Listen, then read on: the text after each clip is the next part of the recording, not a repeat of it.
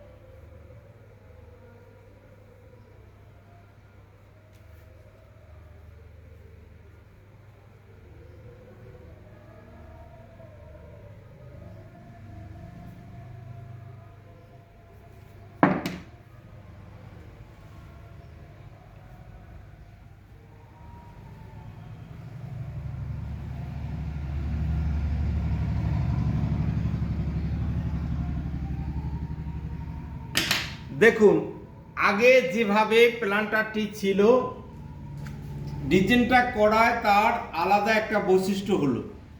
এই নূতনত্ব বৈশিষ্ট্য করার জন্য ডিজাইনিং করা হলো। এই ধরনের প্ল্যান্টারের ডিজাইনের যদি আপনাদের ভালো লেগে থাকে, তাহলে অবশ্যই আমার চ্যানেলটি লাইক করবেন, শেয়ার করবেন, কমেন্ট করবেন। আপনাদেরকে ভিডিওটি দেখার জন্য অসংখ্য ধন্যবাদ।